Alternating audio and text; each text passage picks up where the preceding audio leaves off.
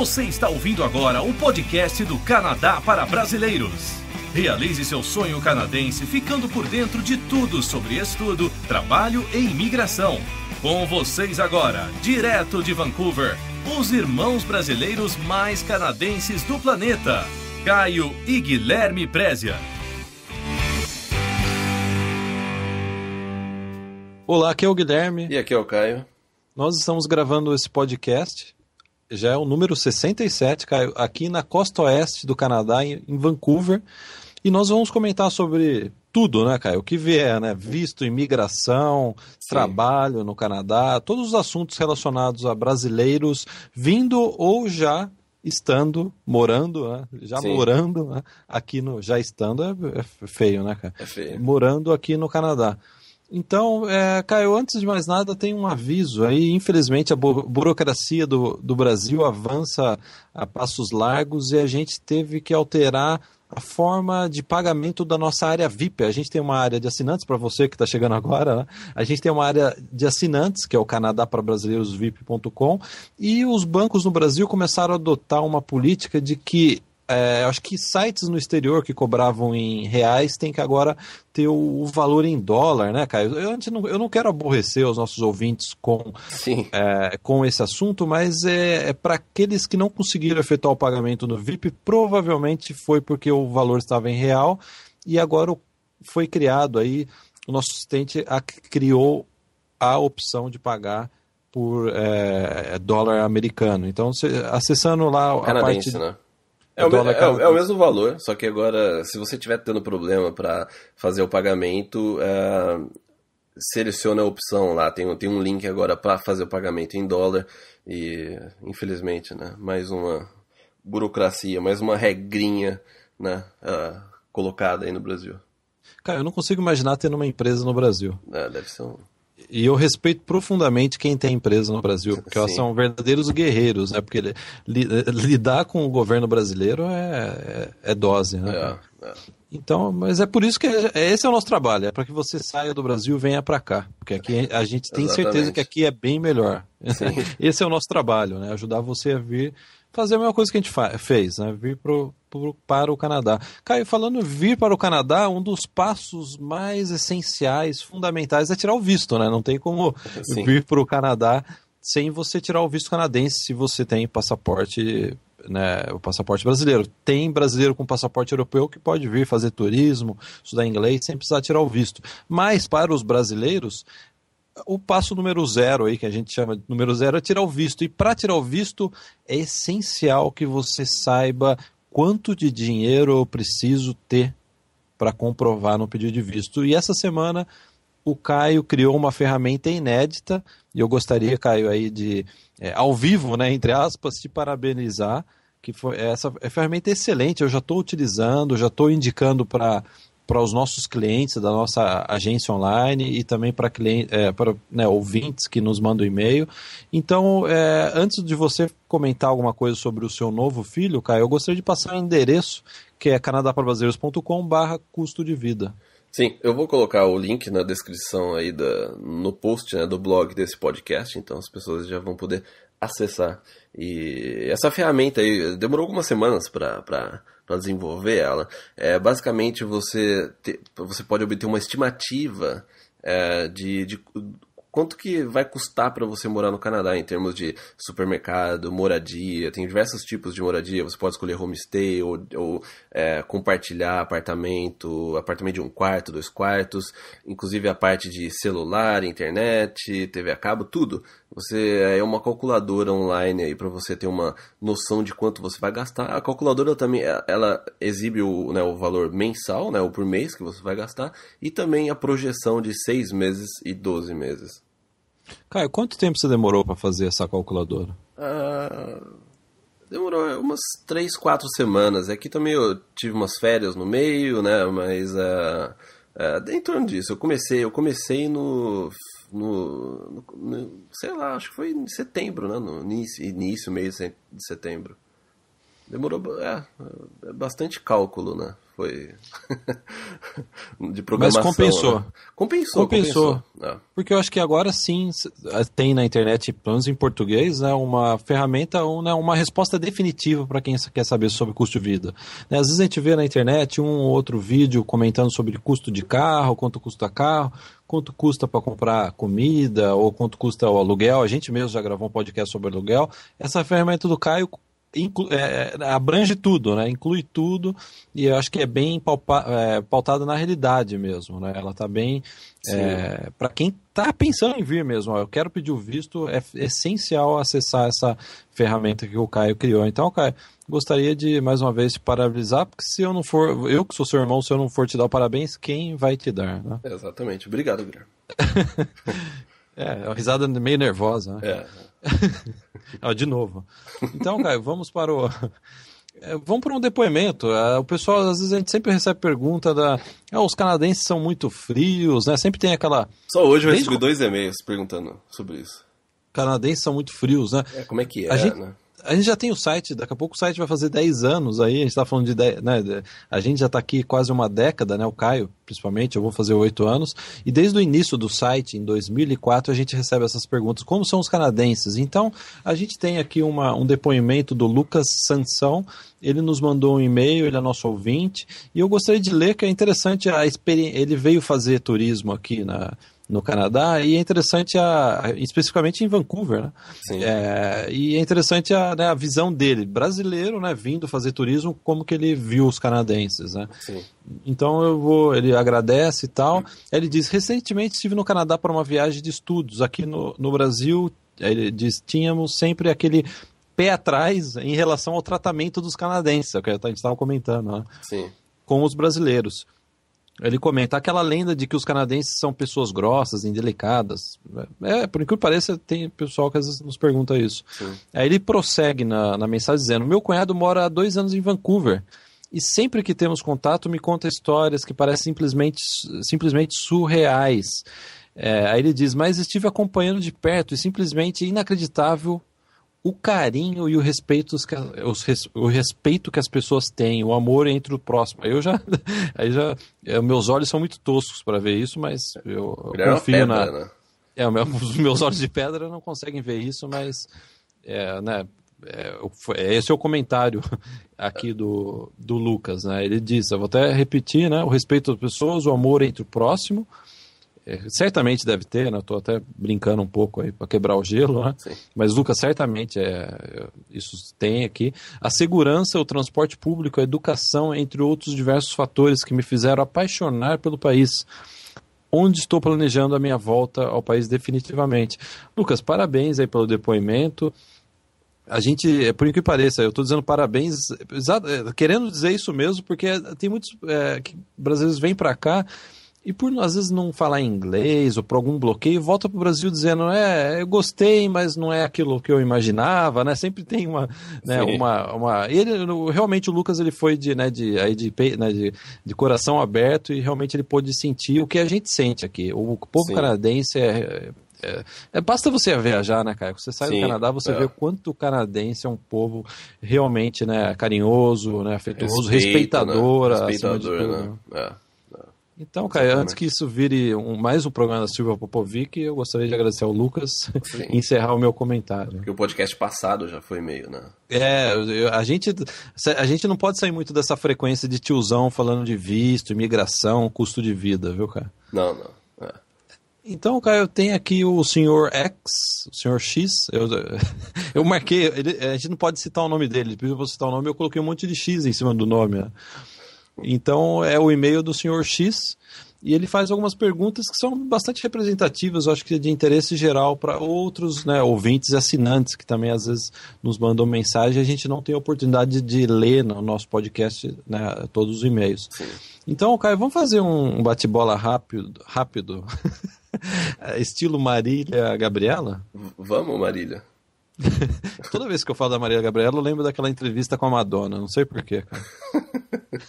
Pra quem não sabe, digita Marília Gabriela, entrevista da Madonna. Foi um dos maiores vexames da TV brasileira. Foi mesmo. Vamos parar por aqui, né? Acabou o podcast até mais. Pelo que eu vi, o senhor X pergunta, ao tirar o visto de estudante para um college, eu automaticamente recebo um work permit ou uma permissão para trabalhar para qualquer tipo de trabalho? Essa é a primeira pergunta dele, cara. Sim, ele pergunta então, se você aplicar para um college, se ele recebe automaticamente uma permissão de trabalho.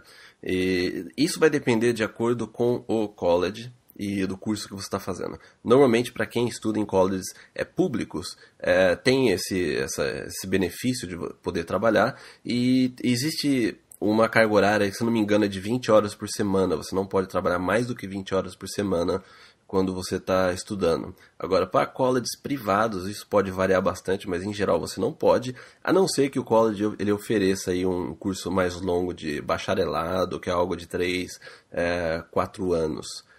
E também pode ser que em algum momento o governo ele entre com um projeto piloto, que nem teve há um tempo atrás, que autorize, né, os estudantes a trabalhar. Mas, em geral, só college público mesmo. E também isso daí pode variar um pouco de província para província. Aí ele quer saber, pelo jeito ele tem filhos, né, assim como nós, né? Vivendo no Canadá, meus filhos têm direito a estudar em escola pública? Essa escola é integral ou é meio período? A escola pública ela é integral, é integral. Eu não sei se existe alguma outra opção em relação a isso, mas ela é integral. E, se eu não me engano, os seus filhos eles vão poder... Ele colocou vivendo no Canadá, eu já não entendi se é como imigrante, né, ou como estudante. Mas a verdade é que escolas públicas são bem mais caras. Eu acho que aí uma opção melhor seria uma escola particular, porque para quem é estrangeiro, mesmo que seja público, não é de graça.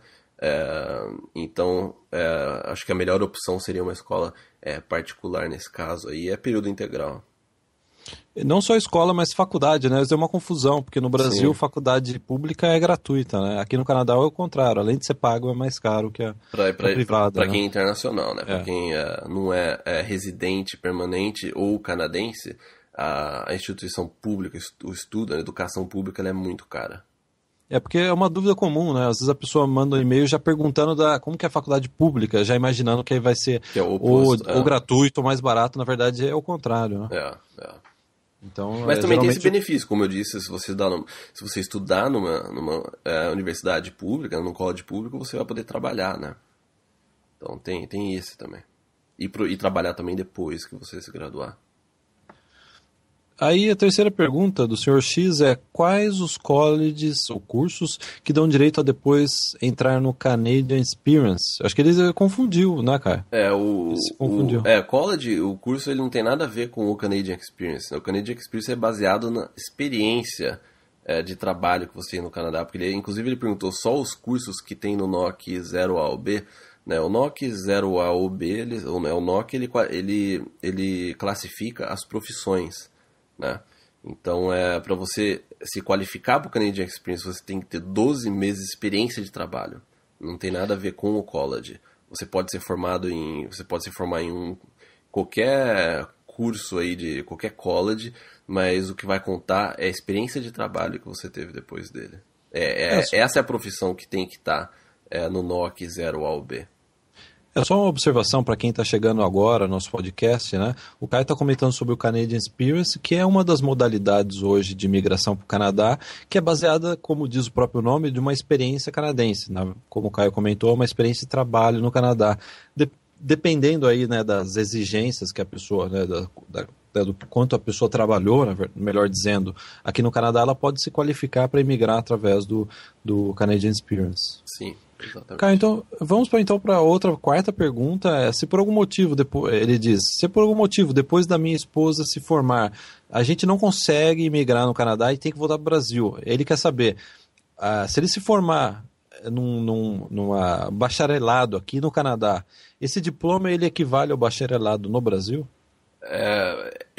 Eu não saberia dar uma resposta muito precisa, mas eu acredito que sim, né? Ele falou se o Bachelor Degree é igual ao bacharelado no Brasil. Eu acredito que sim. Os Bachelor Degrees aqui, eles aí em torno de 3 anos ou mais, né? Eu acho que deve também variar de acordo com o curso, né? A área. Mas eu acredito que sim, ele é equivalente aí ao bacharelado no Brasil, sem dúvida. Caio, aí depois ele faz uma pergunta, eu não vou ler toda a pergunta, mas assim, em linhas gerais a esposa já morou no Canadá e já estudou francês, 6 meses de francês em Montreal.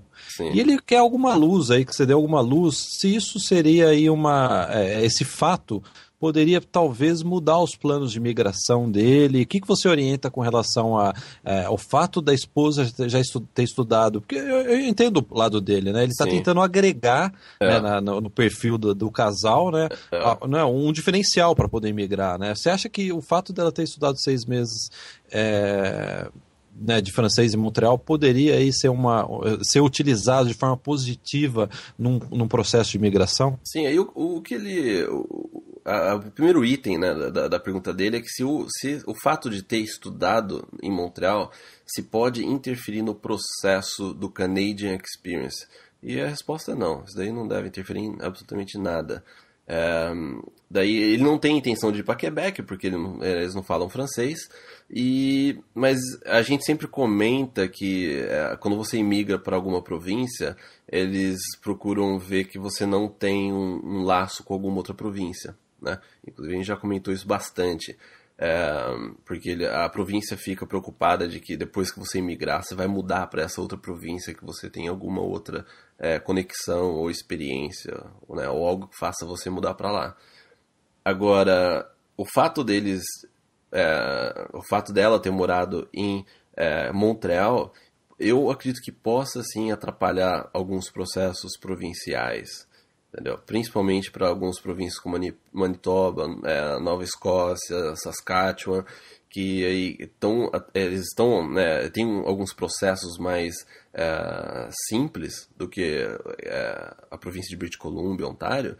Então essas províncias elas podem ser bem chatas com isso. Se eles verem que você tem alguma conexão, ou ela já foi para Montreal, estudou em Montreal, eles podem ficar com o pé atrás de que depois que você imigrar, você vai mudar para Montreal, vai mudar para Quebec. Então, nesse caso, sim, não interfere o Canadian Experience, não interfere o processo federal, mas pode sim interferir no processo provincial. Agora, uma opinião pessoal minha é que se você tiver, vamos supor que você está aqui em Vancouver ou em Toronto e você tem uma proposta de emprego, você quer aplicar processo provincial, eu acho que você não teria grandes problemas em relação a isso. Agora, se a gente se basear naquilo que tem na regra da imigração provincial, ele pode atrapalhar, mas eu não acho que em grandes centros, se você está aplicando para morar em Vancouver ou Toronto ou até Calgary, eu não acho que eles vão levar isso tão a sério quanto as províncias menores. Até é importante aí, né, enfatizar, a gente já comentou nos podcasts passados que o Canadá ele tem mais de 60 formas de migrar. A gente tem até um podcast recente sobre isso. O Caio está falando sobre província, o Canadá tem 10 províncias, provavelmente no mínimo 10 processos, e cada processo tem diversas modalidades de migração. Então há diversas opções de migrar para o Canadá. Você pode migrar para uma província, você pode migrar através do processo federal, né? Então, quando a gente está conversando, né, para você que está chegando agora, né, tá assim, né, introduzindo agora no assunto, você vai ouvir muito isso. A província de Manitoba, província de Alberta, é porque o Canadá ele possui formas de migrar através das províncias. Então, se você tiver curiosidade de saber mais sobre esse assunto, pesquisa o nosso podcast sobre as 60 formas de migrar para o Canadá. 50, né? Mais de 50. 50. Então, eu acredito que o resumo dessa pergunta dele em relação à experiência de Montreal e com as províncias, eu acho que é em torno disso mesmo. E aí ele faz uma última pergunta sobre custos de vida, e aí a gente tem uma ótima resposta para a pergunta dele, que é acessar a nova ferramenta que o Caio colocou essa semana, que o endereço, Caio, eu vou ler de novo, canadaprobrasileiros.com, provavelmente você vai colocar, né? Eu vou colocar. .com/custo-de-vida. Então Sim. É simples, né? É bastante simples acessar. Então a gente gostaria de agradecer ao Mr. X, né? É só uma última pergunta. Ele falou se ele aplicar pelo processo de Quebec, se ter filho conta no processo de imigração, sim, depende da idade. Essa pontuação que você ganha vai depender da idade dos filhos. Sim. Então, cara. Então, próximo e-mail. Próximo e-mail é do André Amorim. Acho que ele permitiu aí que a gente. Pelo menos ele não falou nada, né? Eu mandei um e-mail pra ele, falei que a gente ia ler, ele não falou nada. Tá difícil, né? Às vezes a gente pegar perguntas pro podcast, porque a maior parte das pessoas elas estão empregadas no Brasil. E é compreensível, né? Você não quer que, sem querer, o seu chefe também ouve o podcast, né? Já pensou, o chefe também tá querendo sair do Brasil, né? E você não fala nada pro seu chefe. Então vamos para a pergunta. O André Amorim também mandou algumas perguntas, que são perguntas também representativas, que muitas pessoas fazem, né? Então vamos lá. A primeira pergunta dele ele não tem inglês ainda para fazer o teste do IELTS. Sim. Né? Para quem não sabe, para você migrar hoje para o Canadá, você não basta ter inglês, tem que ter o IELTS, né? A gente sempre comenta isso. O teste do IELTS. Que é o teste do IELTS, que é uma forma de comprovar que você tem realmente um determinado nível de inglês. Então ele diz que ainda não tem inglês para fazer essa prova de certificação do IELTS. E aí ele pergunta qual que é o melhor caminho para conseguir aprender de forma rápida. Aí já vou até antes de ler o resto, cara, eu acho que não há forma rápida de aprender inglês. E correta, já que os cursos aqui em Fortaleza, além de caros, são muito objetivos e todos levam cerca... É isso, né? Não são objetivos. Não são objetivos e todos levam cerca de 3 anos no mínimo. A pergunta é uma pergunta-chave, né, Caio? Realmente, né? Você está no Brasil, como que você vai aprender inglês aí no Brasil? E os cursos são caros, né? E também você não sabe qual que é a qualidade também dos cursos, né? Eu não acho... Eu acho que poucas escolas de inglês que prestam. Agora, eu acho que ele falou de uma forma rápida e correta, né? No meu blog tem uma página de links úteis, que tem diversos links para você aprender inglês na internet. Eu acho que essa é uma das melhores formas de você praticar. Agora, não tem como você aprender rápido e correto se você realmente não se dedicar, né? Não adianta você simplesmente dar uma olhada num site lá, ver uns vídeos aí 1, 2 vezes por semana, você não vai aprender muita coisa, não vai ajudar muito. Agora, se você criar aí um calendário, um roteiro que você vai se dedicar, sei lá, 2 horas por dia, você vai seguir toda a sequência de vídeos, de aulas e tentar realmente se esforçar, fazer um exercício, aí sem dúvida que é possível, né? Tem gente que não consegue, né? Tem gente que prefere aí ir para um curso. E outra, eu acho que o negócio é o seguinte: se você se matricula numa escola de inglês, você vai nessa aula de inglês aí por 2, 3 vezes por semana. Eu nem sei qual que é o roteiro deles, né? Eu também não acho que vai ajudar muita coisa. Talvez seja por isso que demora 3 anos, né? Porque deve ser deve ser bem lento o aprendizado. Agora, tem muita coisa online que você pode, e gratuito, que você pode utilizar. E também tem cursos online que você paga e que também são excelentes, né? Agora, eu se eu fosse você, André, eu iria usaria os recursos aí online que tem muita coisa disponível e que você realmente pode aprender bastante coisa. Agora vai depender de você realmente em se dedicar algumas horas por dia, ou você faz aí algo que você consiga conciliar, né, com o seu dia a dia, e para você poder estudar, né, e aprender. Agora, eu acho que essa aí é a melhor dica que eu posso dar. Cara, permita fazer um comentário de tiozão tosco que não entende nada de ensino de inglês? Por favor. Pela minha experiência, né? A gente aprendeu inglês aqui em Vancouver, né? A gente acompanha, a gente traz estudantes brasileiros aí há 8 anos para estudar inglês aqui no Canadá. A minha experiência é um erro básico de estudar inglês é você já querer ir falando em inglês. Ou pior ainda, querer estudar gramática bruta. Aí já é um erro, você vai ficar patinando anos em estudar gramática, que é um negócio muito complicado. A forma mais fácil, pelo menos funcionou comigo, que eu vejo as pessoas que aprenderam inglês funcionaram também, é você tenha um banho de ouvir em inglês.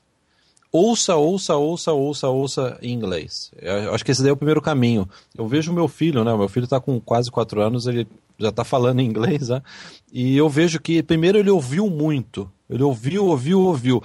Chega um momento que grava o que você ouviu, aí você começa a falar. Eu acho que essa é a forma mais natural. Eu não acredito que tenha qualquer eficiência a forma com que os cursos de inglês geralmente são estruturados no Brasil, exatamente porque eles focam muito na gramática e não em primeiro ouvir para depois pronunciar e por fim, depois que você está ouvindo e estava já falando, aí você vai querer saber regras gramaticais, aquela coisa sacal que às vezes te atola por anos no estudo de inglês. Depois disso que você move para um IELTS da vida. Se você não tem um inglês bom, esquece o IELTS agora. Não é o momento de você se preocupar com o IELTS. É o momento de você desenvolver o seu inglês. Quando o seu inglês estiver bom, aí você muda pro IELTS. E para quem já está com inglês bom e quer saber mais sobre IELTS, na nossa área VIP, no Canadá para Brasileiros, VIP.com, tem um módulo especial em que eu conto minha odisseia de tentando tirar a nota alta no IELTS para poder imigrar. Sim. Então eu conto lá os meus 12 meses de estudo, de preparação e diversos IELTS feitos até conseguir a nota. Então é um guia que a gente tem na nossa área VIP. Caio, aí depois o André Amorim faz umas perguntas. Desculpa. Só uma observação. Então, o que eu falei, você vai estudando, você é online e tal, não sei o que. Quando você se sente um pouco confiante, procura algum professor particular, que daí você pode, sei lá, uma vez por semana, você vai para uma conversa, você vai estudar, e você vai pagar só essa pessoa uma vez por semana. E procure alguma pessoa que o inglês é a primeira língua dela. Não procura um brasileiro que fala inglês. Não, procura um... Tem diversos estrangeiros, né? Tem bastante estrangeiro no Brasil que vai para ensinar inglês. Procure alguém que o inglês é a primeira língua, um canadense, um americano, né? Para você poder praticar. Mas antes disso, pratica bastante por conta própria. É porque tem muito professor de inglês no Brasil que acha que fala inglês, mas na verdade ele traduz tudo para inglês da estrutura do português. Nossa, hoje eu olho para trás, eu vejo aqueles professores de inglês que a gente teve, nossa... É uma aberração, né?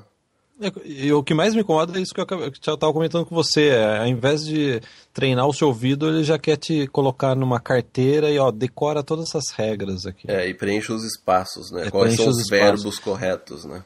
Eu não conheço ninguém que fala fluente nesse método. Aí já é opinião pessoal minha, né? Eu acho que né? Não sei nem se tem validade a minha opinião, porque eu não tenho experiência em ensinar inglês. Né? Mas é a experiência de observação nossa aqui no Canadá. Né? Estando errado ou não. Caio, aí ele faz uma pergunta que a gente confessa que eu não entendi a respeito de validação, de diploma. Eu não sei se você tem algum comentário, mas depois ele comenta sobre... Ficou meio confusa a pergunta, né? Porque ele começou... A pergunta, vi que na profissão regulamentada, fisioterapia foi adicionada. Na verdade, a fisioterapia, ela já era uma profissão regulamentada, né? Só que ela foi, eu acho que adicionado no processo, né, de imigração, né? Eu acho que foi isso que ele quis dizer. Aí ele perguntou a respeito de validar o diploma da esposa dele. A gente, no podcast do Processo Federal e também na área VIP, né, tem quais são os órgãos aí, as empresas que fazem essa validação do diploma e como que você deve validar o diploma. No podcast que a gente fez, eu não lembro o número agora, eu posso até colocar esse podcast, o link desse podcast nesse podcast, né, do 67, eu vou colocar um link para o podcast do Processo Federal, porque lá a gente falou como que faz essa validação do diploma. Então daí eu sugiro, André, que você dê uma olhada nesse podcast aí. E também nessa mesma pergunta ele perguntou a respeito de bolsa de estudo. Bolsa de estudo no Canadá é bem complicado de conseguir isso, como eu já disse, só em caso muito específico.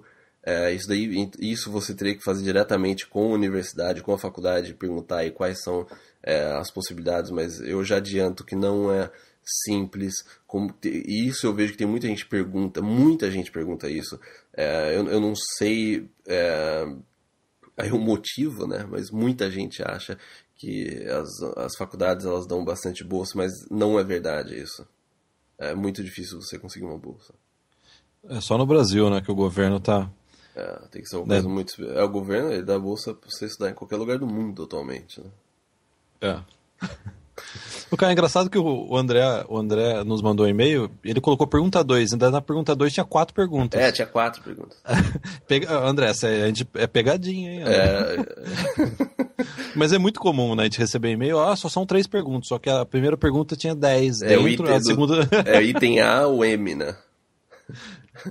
Então vamos para a terceira pergunta. A terceira pergunta só tem 2 perguntas. A terceira pergunta eu poderia... André, não leva a mal, mas a gente tem que se divertir um pouco. Né? Lógico. Eu poderia fazer um college sem ter um nível de IELTS exigido? Novamente, um college público ele vai exigir de você um nível de inglês. Agora, esse nível de inglês, eles podem pedir um IELTS ou eles podem pedir o próprio teste deles, ou pode pedir um TOEFL, por exemplo.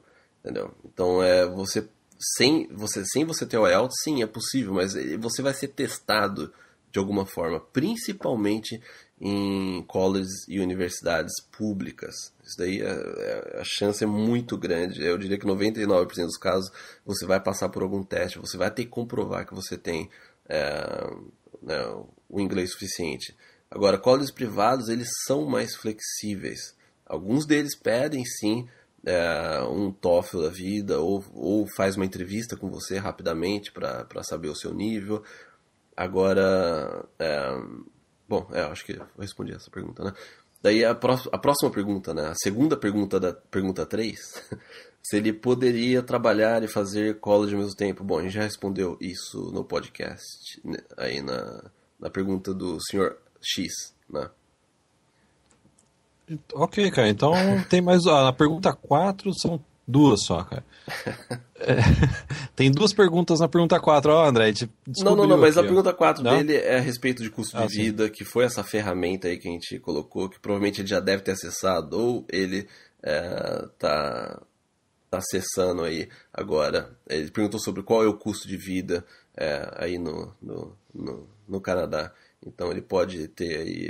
Ele perguntou a respeito de aluguel, alimentação, eletricidade, transporte. Então eu já coloquei...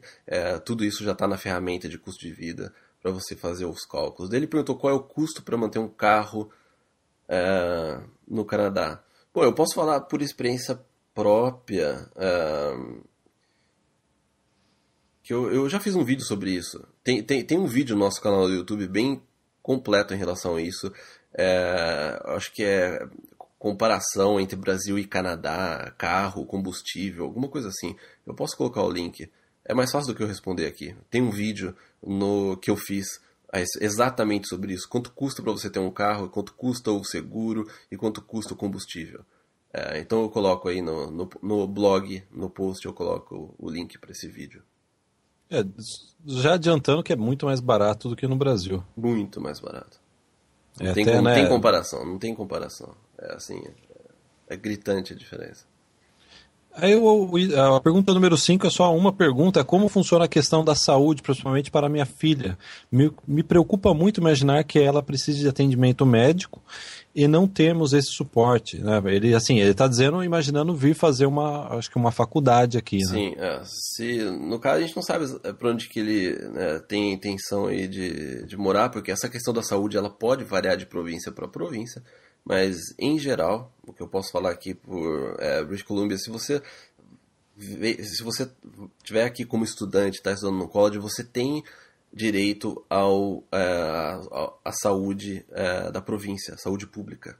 Então, que cobre tudo. Não cobre a parte dentária, mas todo o resto, o que precisar, está tudo incluso. E o valor, o que eu posso passar de valor, até como ele falou que ele tem uma filha, né? Eu posso até dar o meu exemplo, que também deve ser o mesmo valor que o seu, né?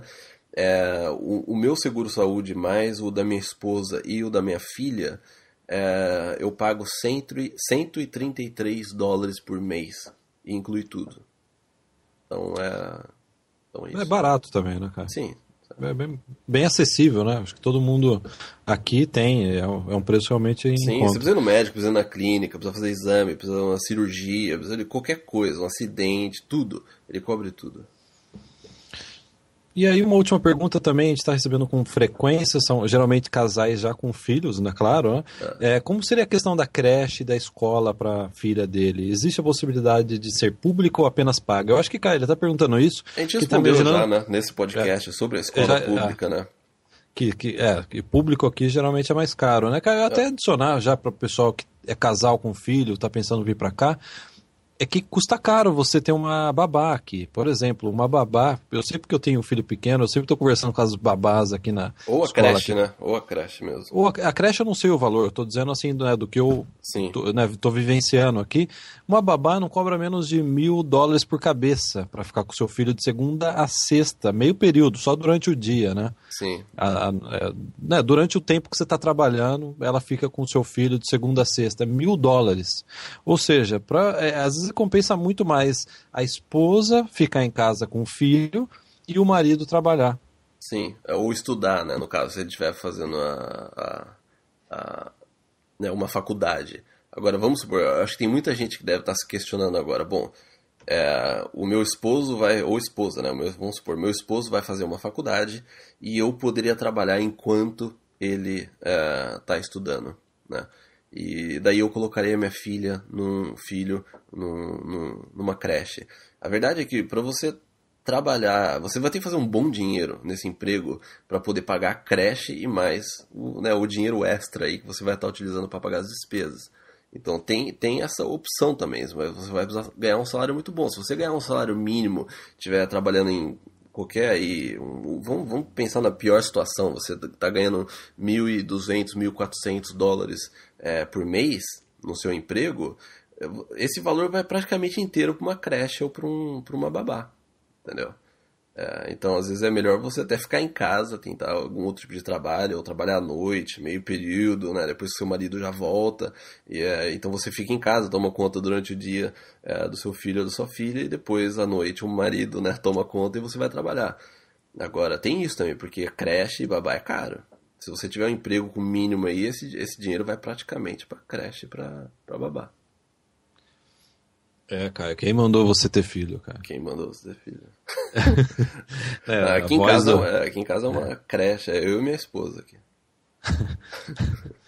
O Guilherme pode tomar conta. Quanto você cobra, Guilherme? Eu vou praticar o preço do mercado, $1.000. $1.000, né? Bom, boa profissão. Eu conheço uma babá aqui que ela cuida de 4 ou 5. Ela já tem até uma assistente, eu já comentei no podcast, né? Ela tem 5 toddlers, aqui eles chamam toddler, né? Criança pequena eles chamam de toddler. Ela tem 5 toddlers. Criança grande. Criança grande, né? Bebê grande, né? Bebezões. E ela cobra $1.000 de cada um, $5.000. Ela mora sozinha num apartamento de 2 dormitórios aqui no centro de Vancouver. E ela manda todo mês dinheiro para a família lá acho que na Sérvia ou na Croácia, agora eu não lembro. É aquele país que teve, acho que foi onde teve a guerra lá, Sarajevo. É na Sérvia, acho que ela é da Sérvia. Né?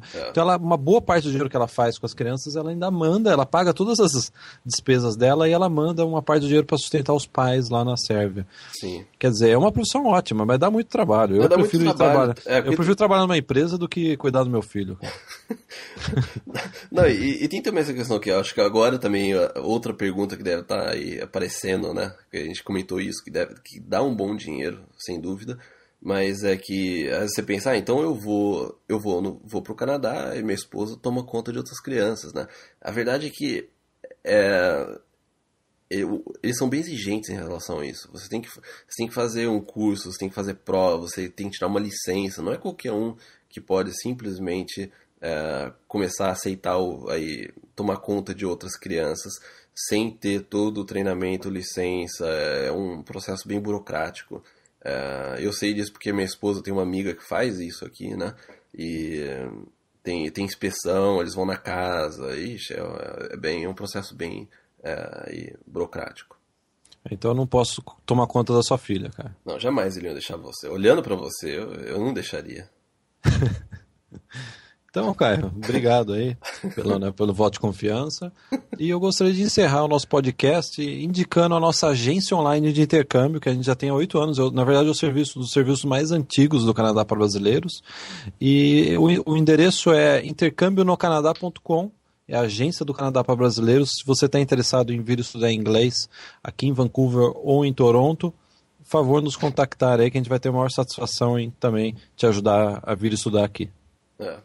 Então é isso. E, bom, semana que vem não tem podcast. Mas provavelmente eu vou colocar um vídeo aí. Eu tenho muito vídeo pra editar aqui, pra colocar. Então provavelmente a gente vai ter um vídeo aí na semana que vem. Tá bom, muito obrigado a todos que nos mandaram e-mail essa semana, que acessaram o nosso site e que participam da nossa comunidade no Facebook, que está quase chegando a 40 mil pessoas. Vamos ver se até o Natal a gente consegue. Sem dúvida. 50 mil. 50 mil até o Natal? Então fica aí a meta aí, cara. O pessoal tem que ajudar, né? Tem que ajudar, tem que clicar no like e a gente vai chegar a 50 mil até o final do ano. Então é isso. Então, obrigado. Até o próximo. Tchau, tchau. Até mais. Tchau, tchau.